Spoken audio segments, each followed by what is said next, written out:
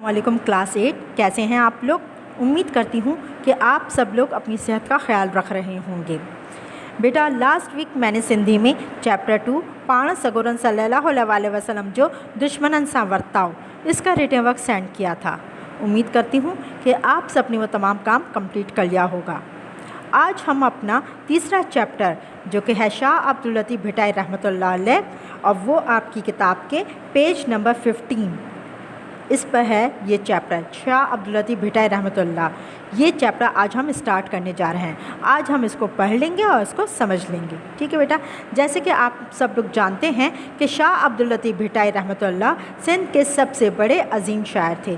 आज हम इस अजीम शायर के बारे में पढ़ेंगे, जानेंगे कि वो कहाँ पैदा हुए और उन्होंने किस किस्म की शायरी की। ठीक है बेटा जी, तो पढ़ना शुरू करते हैं जी।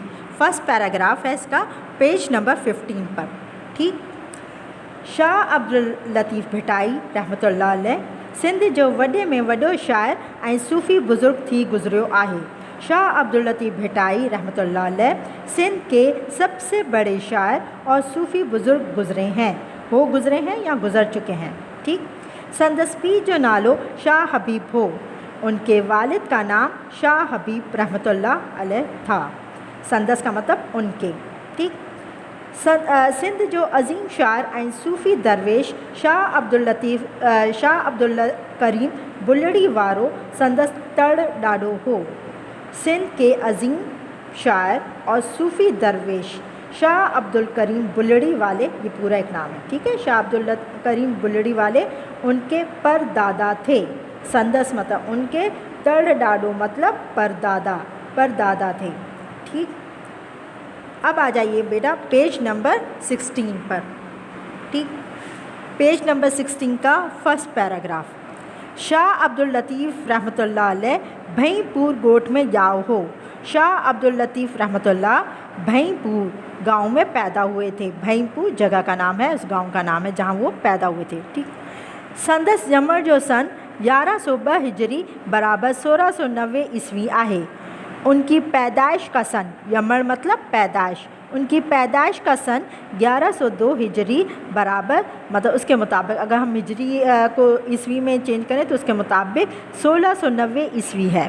ठीक, कुछ अरसे खां पोइ शाह हबीब भईपुर छॾे कोटड़ी मुग़ल नाले ॻोठ में अची रहियो। कुछ अरसे के बाद शाह हबीब भईपुर छॾे मतलब भईपुर जिस गांव में वो पैदा हुए थे वो मतलब उनके वालिद का नाम क्या था, शाह हबीब। उनके वालिद भईपुर वो गांव छोड़कर कोटड़ी मुग़ल नाले ॻोठ में मतलब एक दूसरे गांव में, उसका नाम क्या था दूसरे गांव का, कोटड़ी मुग़ल। ठीक है, कोटड़ी मुग़ल नामी एक गांव में आकर रहे जेको हाणे फिटी वियो आहे, जो अब तबाह हो चुका है। मतलब ये कोटड़ी मुग़ल नामी जो गांव है वो अब नहीं है, अब वो मतलब तबाह हो चुका है, उसका कोई नामो निशान नहीं है। शाह साईं जो निडपण भी उते ही गुजरियो। शाह साहब का बचपन भी वहीं गुजरा ऐं खेस शुरुआती तालीम भी उते ही मिली और उनको इब्तदाई तालीम भी वहीं मिली। शुरुआती मतलब इब्तदाई। शाह साहब निंढपण में ही ॾाढो सुलझणो ऐं घणो वक़्तु गौर ऐं फ़िक्र में रुधल रहंदो हो। शाह साहब बचपन ही से, नंढपण मतलब बचपन ही से, ॾाढो मतलब बहुत, सुलझणो मतलब बा इख़लाक़ यानी कि वेल मैनर्ड, ऐं घणो वक़्तु गौर ऐं फ़िक्र में रुधल रहंदो हो मतलब ज़्यादातर वक्त वो गौर और फ़िक्र में मसरूफ़ रहते थे, मतलब अल्लाह ताला की याद में मसरूफ़ रहते थे। मतलब उनका मिजाज जो था वो बचपन ही से रूहानी टाइप का था, वो दरवेश टाइप मतलब इंसान थे। वो हमेशा अल्लाह ताला की याद में मसरूफ़ रहते थे, ज़्यादातर वक्त उनका इबादत में गुजरता था। ठीक है बेटा, अब आ जाइए पेज नंबर 16 के दूसरे पैराग्राफ पर। शाह लतीफ़ रहमतुल्लाह एक वॾो सैलानी हो। शाह लतीफ़ रहमतुल्लाह एक बड़े सयाह थे। सैलानी मतलब सयाह थे। पाण ज़िंदगी जो गछ हिस्सो सैर ऐं सफ़र में गुज़ारियईं। आपने ज़िंदगी का ज़्यादातर हिस्सा, गछ हिस्सो मतलब ज़्यादातर हिस्सा सैर व सफ़र में गुजारा। मतलब वो ज़्यादा, मैंने बताया कि आपको वो दरवेश टाइप के एक इंसान थे, तो वो ज़्यादातर अपना वक्त सैर व सफ़र में गुजारते थे। मतलब हर वक्त अल्लाह ताला की खोज में रहते थे, अल्लाह ताला को मतलब वो याद करते हुए और पूरी दुनिया को एक्सप्लोर करते रहते थे कि वो देखते रहते कि अल्लाह ताला की शान कितनी अजीम है और उसने कितनी प्यारी दुनिया बनाई है। ठीक, पंहिंजी रहण जी जाइ भी सैर ऐं सफ़र कंदे पसंद कई हुई, अपनी रहने की जगह भी सैर व सफ़र करते हुए पसंद की थी। यह जाइ कराल ढंढ जे भरिसां वारिया जो दड़ो यानी भिट हुई। वो जगह कराल झील, ढंढ किसे कहते हैं? झील को। कराल उस झील का नाम है, ठीक है। कराल झील के करीब, भरसा मतलब करीब, वारिया जो दड़ो मतलब रेत का एक दड़ा, एक दरा था रेत का, यानी भिट हुई। भिट मतलब टीला, ठीक है, एक टीला सा बना हुआ था, तो वो एक टीला सा था। यह जाइ हाणे भिट शाह के नाले से मशहूर है। ये जगह अब भिट शाह के नाम से मशहूर है। मतलब उन्होंने अपने रहने की, क्योंकि उनको अपने घर में मज़ा नहीं आता था, तो वो हमेशा सैर व सफ़र की हालत में रहते थे, तो उन्होंने अपनी रहने की जो जगह थी वो भी सैर व सफ़र करते हुए पसंद की थी। और वो कौन सी जगह थी? एक झील है कराल झील, उसके करीब एक टीला था, ठीक। अब वो टीला जो था वहाँ पर उन्होंने रहना शुरू किया। अब वो पहले तो था एक सिर्फ टीला, तो लेकिन जब शाह साहब उन्होंने वहाँ रहना शुरू किया, तो उस टीले का नाम उनकी मुनासबत से पड़ गया कि मतलब भिट शाह के नाम से पड़ गया, कि वो शाह साहब वहाँ रहते थे ना, तो इसलिए उस भिट का नाम क्या पड़ गया? भिट शाह। और मतलब इसलिए फिर उनका नाम, मतलब शाह लतीफ़ का जो नाम है, इस भिट की वजह से शाह भिटाई हो गया। सही है, से नाले समझ आए। इन्हीं करे खेस शाह भिटाई भी सदियों बने थे, और इसलिए उनको शाह भिटाई भी बुलाया जाता है। मतलब टीले का नाम शाह भिट शाह पड़ गया, और शाह साहब का नाम शाह भिटाई पड़ गया। ठीक है बेटा, समझ में आ गया? अच्छा, अब आ जाइए अगले पैराग्राफ पर, यानी कि तीसरे पैराग्राफ पर। शाह साईं पाण सां क़ुरान पाक, मसनवी मौलाना रोम ऐं शाह करीम जो रिसालो रखंदो हो। शाह साहब अपने साथ कुरान पाक, मसनवी मौलाना रोम और शाह करीम का रिसाला रखते थे। जैसे कि मैंने आपको बताया कि वो एक दरवेश टाइप के इंसान थे, उनका रूहानियत से ज़्यादा ताल्लुक़ था, तो वो हमेशा ये 3 किताबें अपने साथ रखते थे, और वो इन्हीं को पढ़ते रहते थे, और ये उनकी शायरी में इन्हीं का अक्स आपको ज़्यादा नज़र आएगा। कुरान पाक, मसनवी मौलाना रोम और शाह करीम, यानी कि उनके जो परदादा थे शाह करीम, वो भी शायर थे, उनका रिसाला वो अपने साथ रखते थे। ठीक, शाह जे कलाम पढ़ण ऐं ॿुधण सां रूह के राहत मिले थी। शाह के कलाम को पढ़ने और सुनने से, ॿुधण सां मतलब सुनने से, रूह के राहत मिले थी, मतलब रूह को सुकून मिलता है या उसको राहत मिलती है। संदस कलाम जे किताब के शाह जो रिसालो चइजे थो। उनके कलाम की किताब को शाह का रिसाला कहते हैं, जेको सिंधी ॿोलीअ जो लाफ़ानी सरमायो आहे, जो सिंधी ज़बान का लाफ़ानी सरमाया है। मतलब लाफ़ानी मतलब न ख़त्म होने वाला, जो कभी फ़ना ना हो सके। मतलब सिंधी अदब की जब भी बात की जाएगी तो उसमें शाह साहब का जिक्र ज़रूर होगा। ठीक, संदस कलाम जो तर्जुमो दुनिया के केतरनि अहम ॿोलियुनि में थी चुको आहे। उनके कलाम का तर्जुमा दुनिया की कई अहम ज़बानों में हो चुका है। शाह साईं जे कलाम में आफाकी रंग मौजूद आहे। उनके कलाम में शाह साईं मतलब शाह साहब के कलाम में आफाकी रंग मतलब रूहानियत का रंग मौजूद है। हू न रुगो सिंध लाइ पर सारे आलम लाइ सुख ऐं सुकार जी दुआ थो घुरे।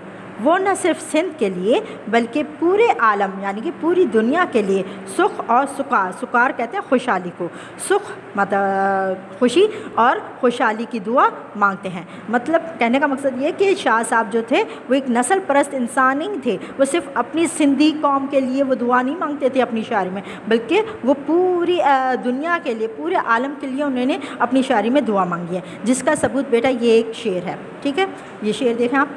साईं सदाई करीम मथे सिंध सुकार। साईं मतलब शायर जो है शाह लतीफ़ साहब, वो अल्लाह ताला को मुखातिब करते हुए कह रहे हैं कि अल्लाह, साईं अल्लाह को बुलाया गया है। ठीक है, सदाई करीम मतलब हमेशा करना, सदाई का मतलब हमेशा, करीम का मतलब करना, मथे का मतलब बुलंद, सिंध सुकार मतलब सिंध की खुशहाली, मतलब ए अल्लाह तू हमारी सिंध की खुशहाली को यानी कि उसकी तरक्की को हमेशा बुलंद रखना, हमेशा ऊपर रखना।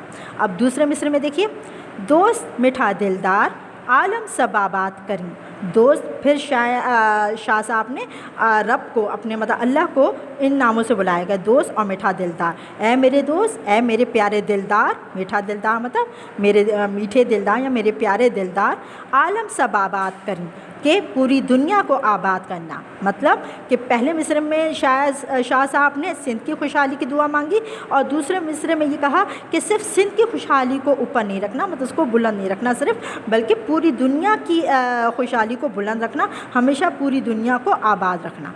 ठीक, مطلب اس سے پتہ چلتا ہے کہ شاہ صاحب ایک نسل پرست انسان نہیں تھے. ٹھیک ہے بیٹا. اب آ جائیے سیکنڈ لاسٹ پیراگراف کی طرف. شاہ بھٹائی پینجی حیاتی جو باقی عرصوں انہیں بھٹتے گزاریوں. شاہ صاحب نے اپنی زندگی کا بقیہ عرصہ مطلب ان کی زندگی جو بقیہ دن تھے وہ پورا عرصہ انہوں نے اسی ٹیلے پہ گزارا. سن 1165 ہجری برابر 1752 عیسوی میں رحلت قیائیں. سن 1165 ہجری برابر یعنی کہ مطابق اس ہجری کے مطابق 1752 عیسوی میں رحلت فرمائی. رحلت مطلب انتقال فرما گئے. سندھ جو مشہور حاکم میاں غلام شاہ کلہوڑے سندھ کے مشہور حاکم میاں غلام شاہ کلہوڑے نے سندس قبر تے عالیشان مقبرو اڈایو مطلب ان کی قبر پر عالیشان مقبرہ بنوایا. اڈایو کا مطلب بنوایا. مطلب جب ان کی رحلت ہوئی جب ان کا انتقال ہوا شاہ صاحب کا تو اس وقت سندھ کے مشہور حاکم تھے میاں غلام شاہ کلہوڑی. تو انہوں نے ان کی قبر پہ یہ عالیشان مقبرہ بنوایا تھا. جو آپ نے شروع میں تصویر دیکھی تھی نا وہ شاہ صاحب کا مزار ہے. ٹھیک ہے بیٹا. اب آ جائیے لاسٹ پیراگراف کی طرف. ہن بزرگ جی درگاہ تے اس بزرگ کی درگاہ پر ہر سال سفر مہینے جی 14 تاریخ کا وڈو میلو لگندو ہے. ہر سال سفر مہینے سفر جو مہینہ ہوتا ہے وہ اس کی 14 تاریخ سے بڑا میلہ لگتا ہے. مطلب 14 تاریخ سے بیٹا یہ 3 دن کا میلہ لگتا ہے. یہ 14 تاریخ سے اسٹارٹ ہوتا ہے. ٹھیک. جتے لکھی عقیدت مند اچی حاضر تھیندا آہن جہاں لاکھوں عقیدت مند مطلب ان کے فالوورز ان کے ماننے والے یہاں آ کر حاضر ہوتے ہیں. انہی موقع تے شاہ لطیف ثقافتی مرکز پارا ادبی ऐं ثقافتی کانفرنس پڑ تھیندی ہے. اس موقع پر شاہ لطیف ثقافتی مرکز کی طرف سے پارا مطلب کی طرف سے مطلب اس ادارے کی طرف سے ادبی اور ثقافتی کانفرنس بھی ہوتی ہے. پڑھ کا مطلب بھی ہوتی ہے. ٹھیک ہے بیٹا. امید کرتی ہوں کہ آپ کو یہ پورا چیپٹر سمجھ میں آ گیا ہوگا. انشاءاللہ تعالیٰ اگلی ویڈیو میں اس کا ریٹن ورک سیٹ کروں گی. تب تک کے لیے اللہ حافظ.